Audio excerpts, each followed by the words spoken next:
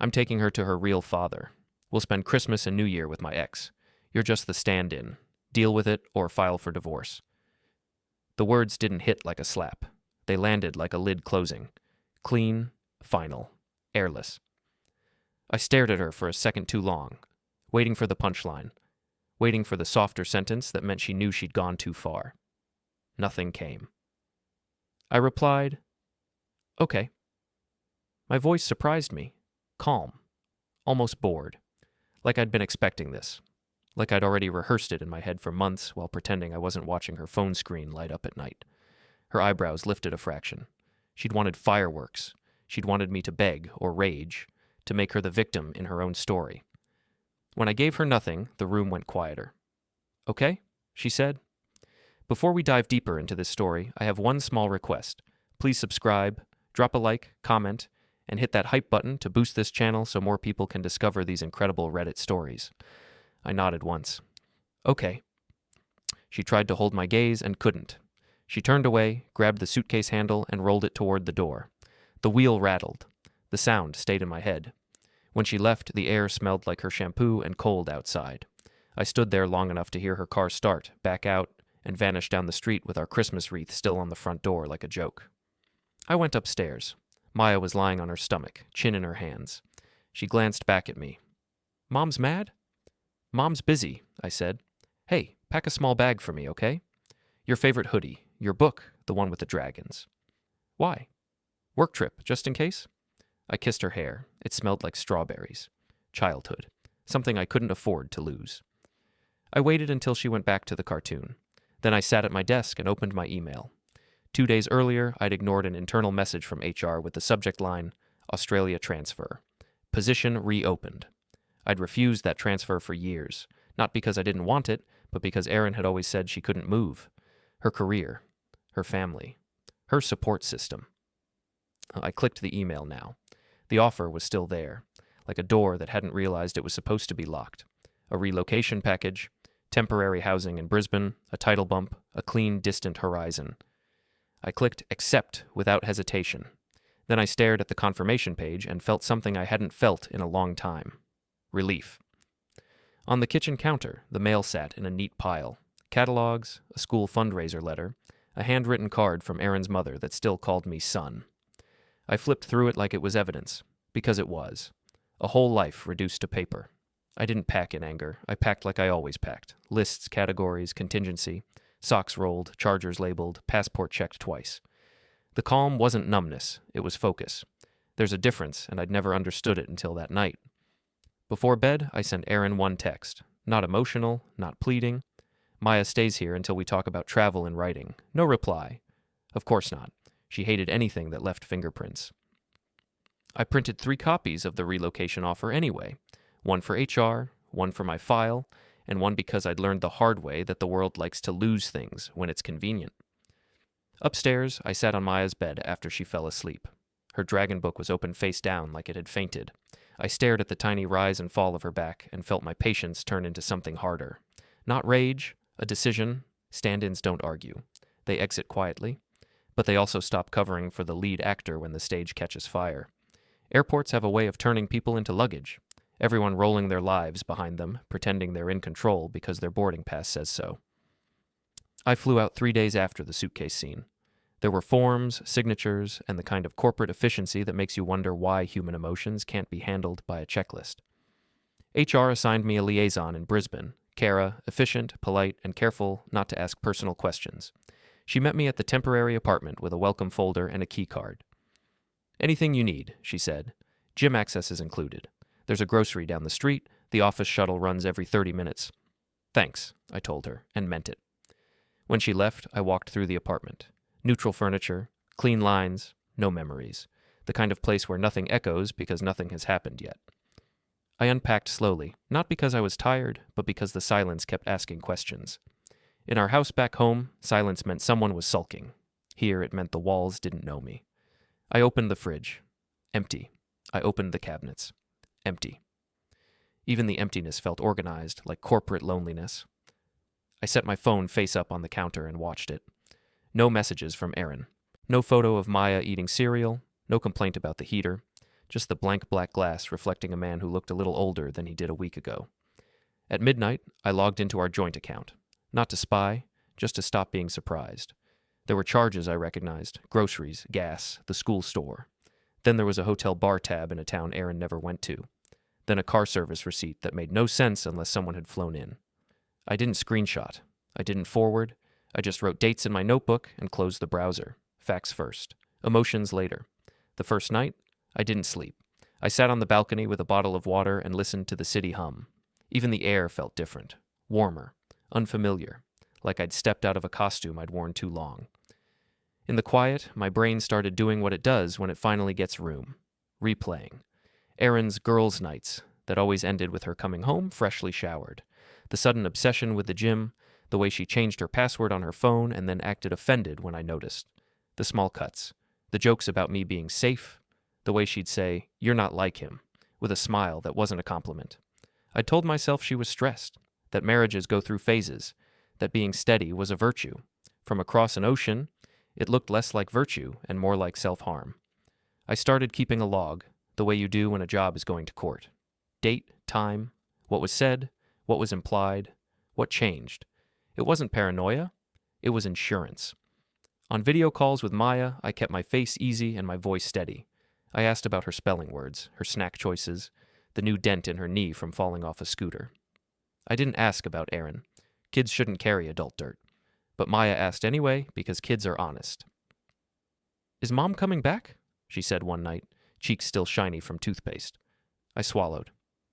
"Mom's making choices," I said. "My job is to keep you safe while she does."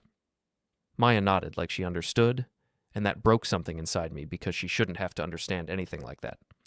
At work, I buried myself in schedules, supply chains, and meetings with people who spoke in calm, professional tones. I liked it. I liked that no one asked me to pretend. A coworker named Miles took me to lunch one day and asked, "So you left family back home?" "Yeah," I said. He waited. People always do. "I'm not sure what I left," I added, and he nodded like he understood. Erin's voice came through in voicemails and half-texts. At first, they were sharp. "Maya's upset." "You're really doing this? Are you punishing us?" Then they shifted. Shorter, less confident. One night, she called after midnight my time. When I answered, she was drunk enough that her words dragged. "You think you're so calm," she said. "You think you're above it." I listened to her breathing. In the background, there was a male voice, faint, a laugh that didn't belong in my house. I didn't ask who it was. I didn't need to. "Erin," I said quietly, "are you safe?" She laughed again, harder this time. "Safe? You're the safe one. That's the problem." Then she hung up. The next morning, the missed calls started. 5, 7, 12. I stared at the phone vibrating on my kitchen counter like it was trying to crawl away. When I finally answered, her voice was sober and terrified. Rain slapped the balcony glass in sudden sheets. Brisbane storms come in like someone kicking a door. Erin's voice came through my speaker, too loud, too close. "You have to help me." I sat at the small table with my laptop closed, hands flat on the wood. "What happened?" There was a pause. Not a dramatic one, a practical one, like she was deciding which lie would cost her the least. He's not okay," she said. "Who's he?"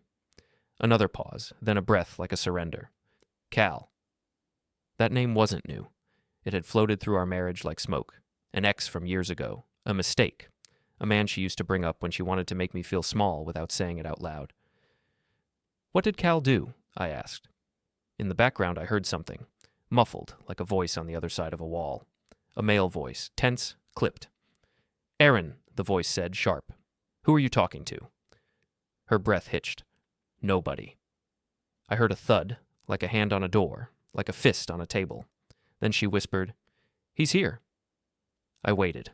The silence was thick and wet. "He's jealous," she said finally. He thinks I'm still with you." I almost laughed. The irony was so perfect it felt scripted. She'd erased me, but now she needed me to protect her from the consequences of erasing me. "You told him I was what?" I asked. "A stand-in," she said, voice shaking. "I told him you were temporary." The word hit harder than the insult. Temporary. "I need you to talk to him," she said. "You're good in crises. You always know what to do. Please." There it was. the compliment disguised as desperation, the same thing she'd used to keep me around. I'm useful. Another thud in the background, a curse, the sound of pacing. He's losing it, she whispered. He's saying he'll come there, he'll ruin you, he'll... Erin, I said, steady. Are you in danger right now? I don't know, she said, and started to cry. He won't leave. He won't let me sleep. I closed my eyes. This was the moment my old self would have rushed in, tried to be the hero, tried to save a marriage that was already dead. Instead, I pictured Maya upstairs in our old house, trusting adults to keep her safe. Listen carefully, I said. If you feel physically threatened, you call emergency services. Not me. Understand? She sniffed. I can't. He'll hear. Go to a bathroom, lock the door, put the phone on silent. I can't... Erin. My voice stayed calm, but there was something colder underneath now. Do what I'm saying or stop calling. She went quiet. When she spoke again, it was smaller. What are you doing to me? I almost told her the truth. I'm letting you feel what it's like when your safety net decides it's done. Instead, I said, I can help, but I need time. Time? She repeated, confused. For what? To think, I said. To make sure it ends. In the background, Cal's voice rose, angry. Erin, open the door. She gasped. Please. Call emergency services, I said again. Now. She hung up. I waited a full minute, phone in hand, listening for the call to come back. It didn't. That was my first clue that Cal wasn't just loud.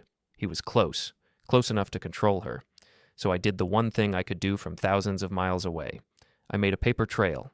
I sent Erin a text that sounded like a safety protocol because that's what it was. If you feel unsafe, call emergency services. If he blocks you, leave the house and go to a public place. Do not drive with Maya. I read it twice before hitting send, making sure there was no emotion in it she could twist later. I wasn't trying to win her back. I was documenting a pattern. Her reply came 5 minutes later. Can you just come home? That was the whole message. No apology, no ownership, just a demand wrapped in fear. I didn't answer. I sat there a long minute, listening to the rain, letting the adrenaline settle into something sharper. Then I opened my notebook. Revenge, the kind people write about, usually starts with heat. A blow, a scream, a fist through a wall. Mine started with a pen. I've built supply routes through flood zones. I've watched a project manager cry in a portable office because steel was stuck in customs and an entire schedule was going to collapse. In my world, panic is a luxury. You can't afford it. You replace it with process. Marriage never felt like a process until the day it became one.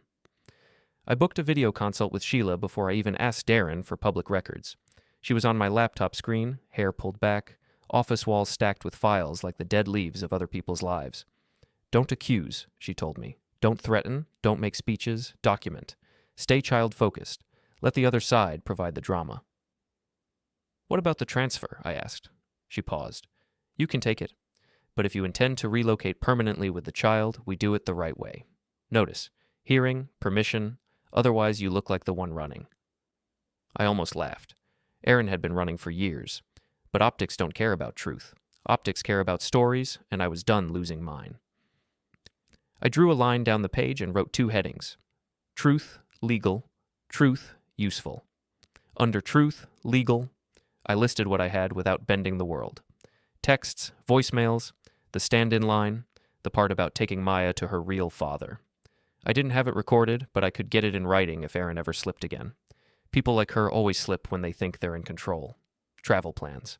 If she was taking my kid out of state without consent, that mattered. It was ugly, but family courts don't like surprises. Under truth, useful, I wrote Cal's name and started building him out of public pieces. No private investigator, no hacking, no sneaking into homes. I didn't need illegal evidence. I needed pressure.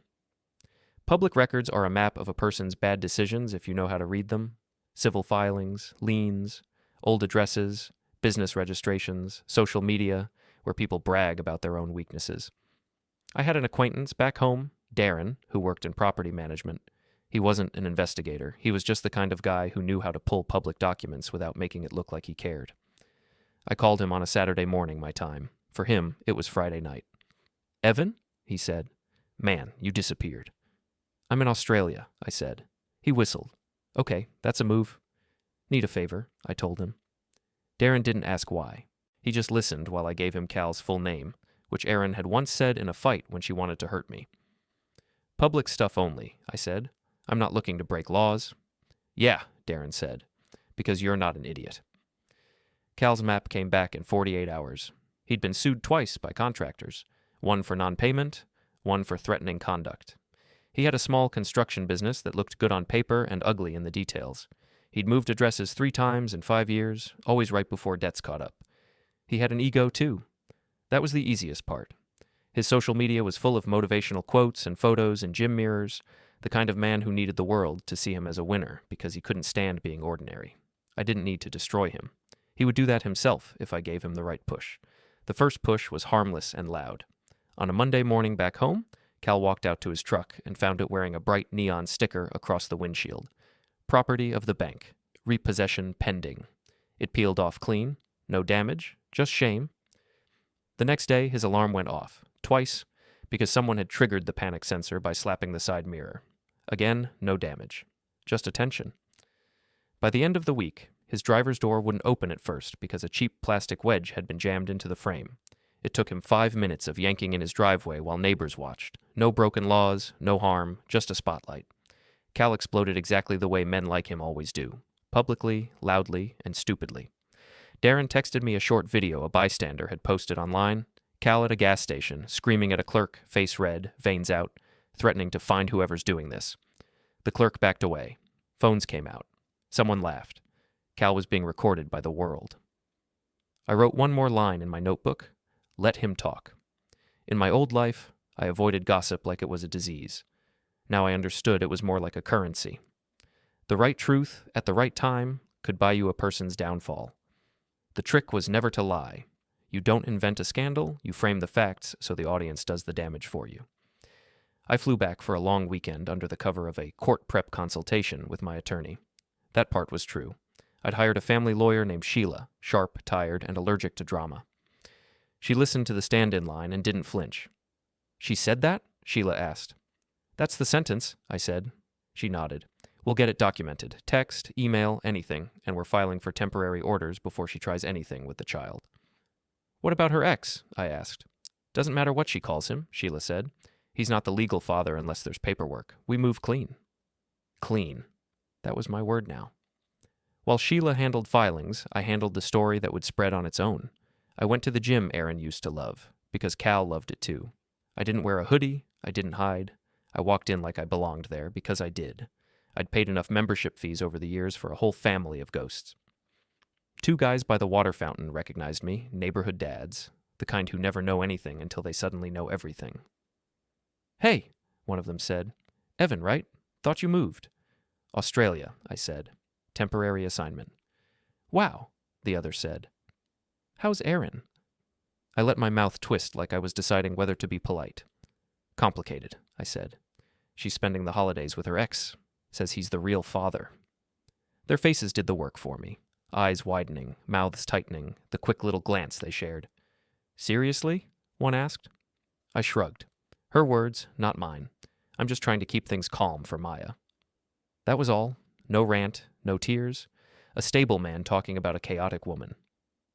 The gossip left the building before I did. Later, at a cafe near the gym, I sat with a coffee I didn't drink and watched Cal walk in like he owned oxygen. He was taller than I expected, thick through the shoulders with a jaw that had practiced being intimidating. He scanned the room and spotted me. His eyes narrowed. He approached my table fast, like a dog finally seeing the fence open. You, he said. I looked up slowly. Cal. He didn't sit. He loomed. You got a problem? Do I? I asked, calm. His nostrils flared. Stop messing with my truck. I smiled just enough to irritate him. I haven't touched your truck. He leaned closer. You think you're clever, leaving town, sending little messages? I lowered my voice. You're loud, I said, and there are cameras in here. He froze for half a second, then looked around. People were staring. Good. I stood up, letting him feel that I wasn't afraid. I wasn't a hero. I was a man with paperwork in motion. Here's what you should know, I whispered, just for him. Erin told me I was a stand-in. She'll tell you the same thing when you stop being useful. Men like you are never the husband. You're the phase. His face tightened. She wouldn't. I stepped closer, close enough that he could smell my aftershave. You already know she would. That's why you're losing your mind. His hands flexed like he wanted to grab me. He didn't. Too many eyes. I slid past him and walked out. Behind me, I heard him curse, loud and stupid, like he couldn't help proving my point. He followed me out anyway. I heard his boots on the concrete stairwell as I descended into the parking garage. Hey, Cal called. Cal caught up and grabbed my elbow. I stopped very slowly and looked down at his hand. Don't, I said. He released me like my skin was hot. You think you can just come back and make me look crazy? You're doing fine on your own, I said. He stepped closer again, trying to fill the space. You tell anybody about me, I'll tell everybody about you. I tilted my head. What will you tell them? That I'm boring? That I pay bills? That I don't throw chairs when I'm angry? His jaw worked. He didn't have a story for me. He only had threats. I lowered my voice. The way you talk when you want a man to lean in and regret it. Here's what's going to happen, I whispered. You're going to stop showing up at my daughter's school. You're going to stop coming near my house. You're going to stop calling my wife's phone at midnight like you own it. He sneered. Or what? I leaned closer, close enough to see the tiny blood vessels in his eyes. Or the next time you have one of your little public meltdowns, I attach it to the right names. Contractor names, court case numbers, probation conditions, the people who loaned you money thinking you were stable. His confidence flickered. Just a blink. But I saw it. You don't know anything, he said, but his voice had lost some volume. I know enough, I repeated, and you don't even know what Erin told me about you in bed. That was a lie, a clean one. But it wasn't a new event. It was a weaponized possibility. And it worked because cheaters live in paranoia. Cal's face changed, ugly and uncertain. He backed up half a step, scanning the garage like someone might be listening, like someone might be filming, like someone might be laughing. I unlocked my car and slid inside. As I pulled out, I watched him in the mirror, standing alone in the garage, suddenly not so big. That night, Darren texted, Cal's sleeping at a buddy's place. Erin's calling around, asking where he is. I wrote it down. Pressure works best when it turns people against each other. Erin didn't like losing control. She'd built her whole life around being the person who decided what was true. When she realized I wasn't chasing her, she started chasing me. She caught me outside Sheila's office after a meeting. She'd parked crooked at the curb like she'd slammed in without thinking. Her coat was buttoned wrong. Her eyes looked too bright. You can't do this, she said, stepping in front of me. I held my folder against my chest. Move. She didn't. You're punishing me. I'm protecting Maya, I said. Her lips curled. Oh, spare me. You're playing the victim. I stared at her, taking in the details the way I always had.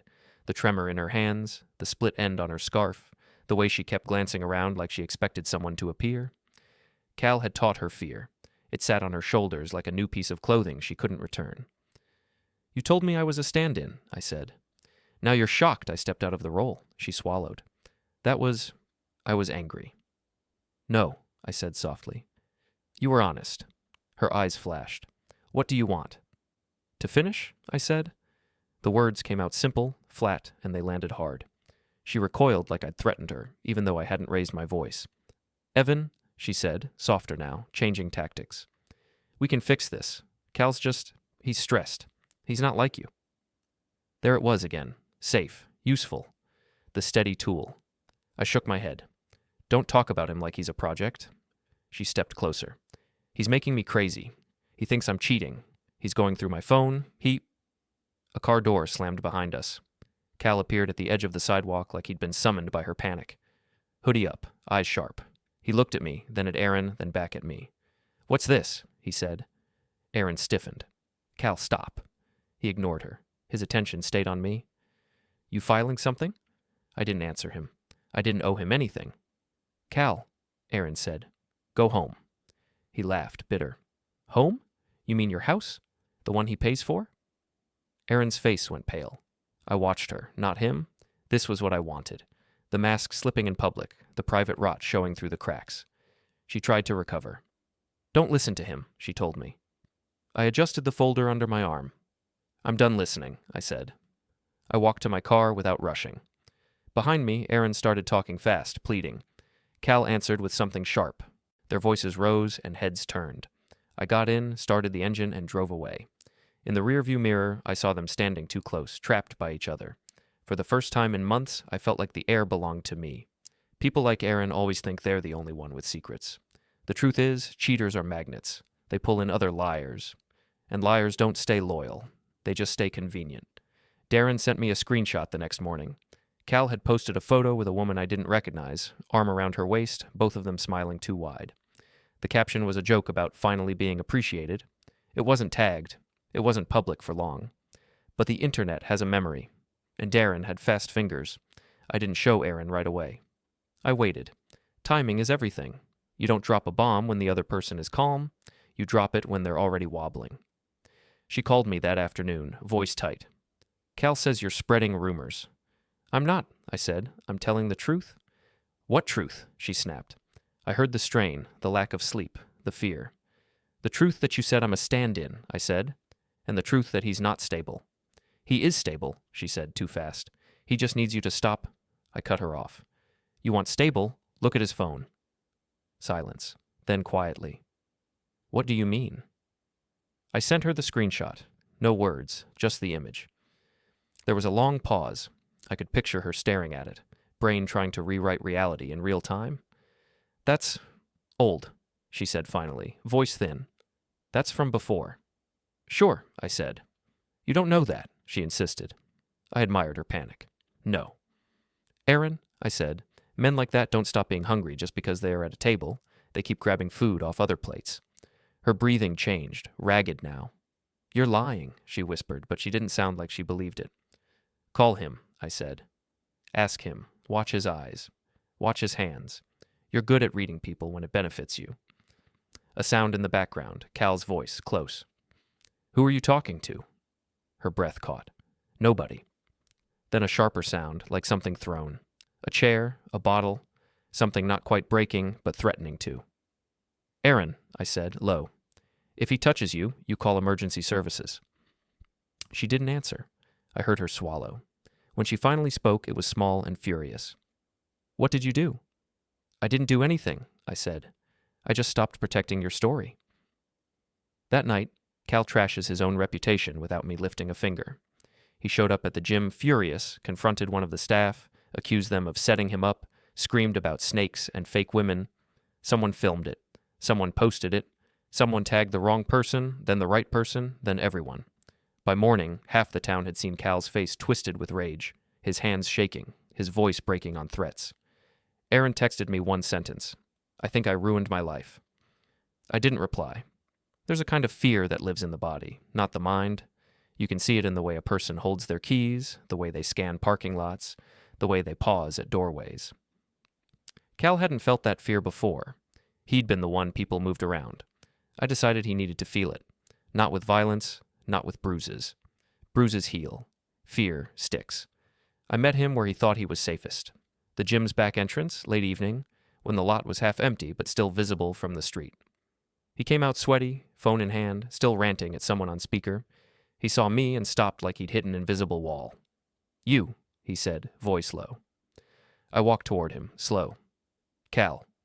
He glanced around. 2 cars. A couple walking a dog near the far fence. A security camera above the door, blinking. He couldn't do anything stupid. He knew it.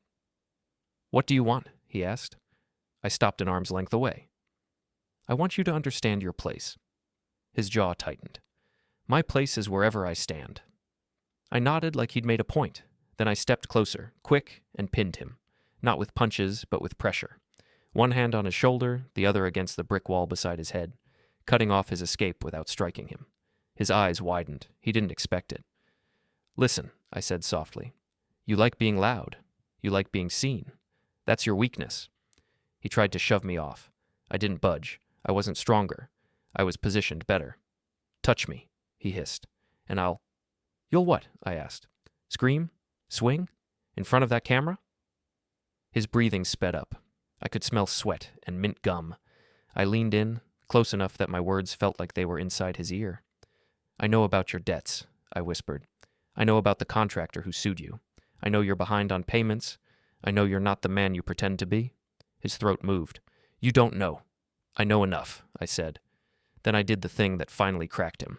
I started counting. 5, I whispered. 4. 3. He tensed like I was about to hurt him. The dog walker glanced over. The camera blinked. 2, I said. 1. I stepped back and let him go. He stood there, shaking, confused, angry, terrified, because the countdown had meant nothing, and that was the point. The fear was his, made in his own head. I smiled once. You're not safe anywhere you act like a monster, I said, because monsters get hunted. I walked away before he could find a sentence. Behind me, I heard his breath come out in a broken sound that wasn't a laugh. It was panic. Holiday events are supposed to be about lights and music and forced cheer. They're also the perfect stage because everyone shows up dressed like they have nothing to hide. The town's winter fundraiser was held at a hotel ballroom. Erin used to love those events. Photo booths, silent auctions, the feeling of being seen as a good mother, a good wife, a good woman. She arrived alone, eyes puffy, makeup too perfect like she'd painted over cracks. Cal arrived late. He looked like he hadn't slept. His smile didn't reach his eyes. He kept checking his phone like it might bite him. I arrived with paperwork, not a date. Sheila had filed the temporary orders. The judge had granted an interim schedule. Maya with me for the holidays, Erin with supervised time until the relocation hearing because of her stated intent to take Maya to her real father without agreement. The words were in black and white. Erin's own messages, captured in texts she didn't think mattered. At the fundraiser, I didn't announce anything. I just existed, calm and clean, like a man who had the law on his side. People noticed anyway. They always do. A woman from the school board approached Erin, smiling too politely. Are you okay? I heard things. Erin's smile faltered. Things? The woman leaned in. About your ex. About Christmas. Erin's eyes flicked toward me across the room. Hatred, fear, and something else. Realization. Cal saw the look. He followed it. His gaze hit me like a dart. He marched over, but he didn't get far. 2 men, one a coach, the other a local business owner, stepped into his path. Not threatening, just solid. The kind of men who don't like scenes at charity events. Easy, one of them said. Cal bristled. Move. Not tonight, the coach said, calm. Cal's hands shook. He looked around, saw the phones, the eyes, the cameras. He backed off, face tight with humiliation. Erin tried one last control move. She approached me near the silent auction table, voice sweet. We should talk, she said. We are, I said, her nails pressed into her palms. You're embarrassing me. I glanced at the room, at the people watching without pretending they weren't. You embarrassed yourself, I said. She leaned closer. If you take Maya, I'll tell everyone you're unstable. I smiled. You can tell them whatever you want, I said, but I'll show them the judge's signature. Her mouth opened, then closed. She had nothing. Not against paper, not against calm. Cal watched from across the room, eyes burning. He looked like a man realizing he'd hitched his wagon to a collapsing bridge. The fundraiser ended with applause for donations and fake smiles. People hugged Erin like she was fragile. People shook my hand like I was brave. I didn't correct them.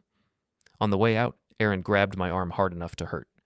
You can't just erase me, she hissed. I looked down at her hand on my sleeve. You erased me first, I said. Then I pulled free and kept walking.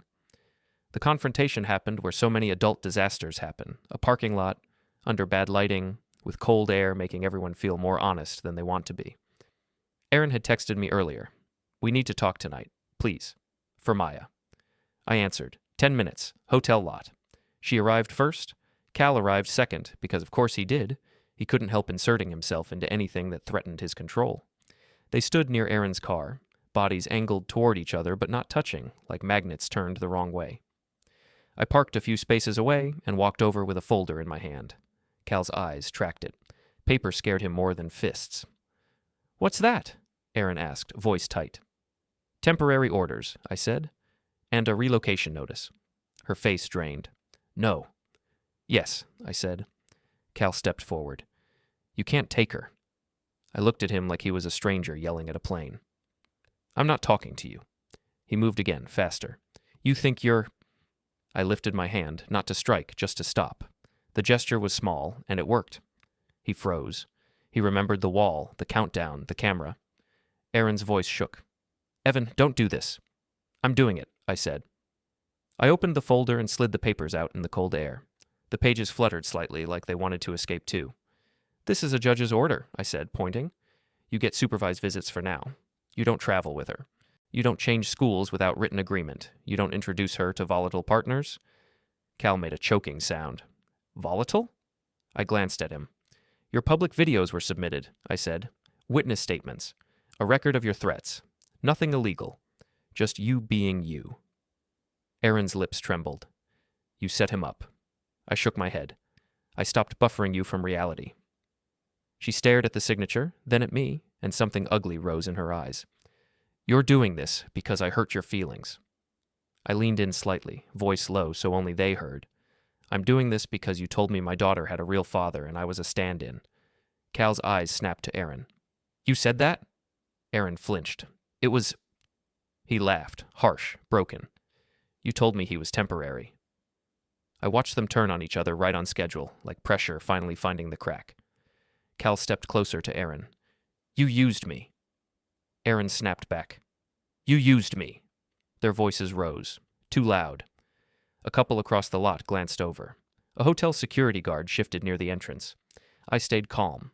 When Erin finally looked back at me, there was something like terror behind her anger. What do you want? She whispered, almost the same way she'd asked outside the lawyer's office. I answered the same way. To finish. I reached into my coat pocket and pulled out one more thing, a small envelope. Erin stared at it. What is that? A copy, I said, of the report I filed with Cal's probation officer. Cal went still. Probation? He said, voice thin. I nodded. Public record, I said. You assaulted someone at a bar 2 years ago. You're on a suspended sentence. You violate, you face consequences. His face twisted. You can't... I already did, I said, because you threatened my family. The guard started walking toward us now, slow but certain. Erin's eyes went wide.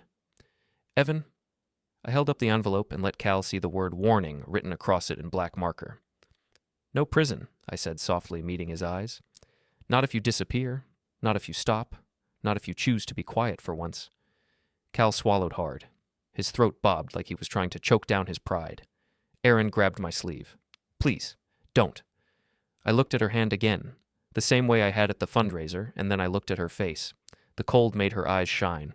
For a second, she looked like the woman I'd married. Then I remembered the suitcase, the bored voice, the erasure. I stepped back, pulling my sleeve free without force. Maya was waiting in my car, asleep in the back seat with her dragon book on her chest. I'd buckled her in before driving over, not as a threat, as a fact. I turned away from Erin and Cal and walked back to my car. Behind me, Erin said my name once. Broken. Cal didn't say anything. He couldn't. He was finally learning what silence feels like. I opened the driver's door, paused, and looked back at them under the flickering lot light. Erin stared at me like I was the stranger now. Cal stared at the envelope like it was a live wire. I lifted my chin, calm, and gave them my last line. Okay, I said.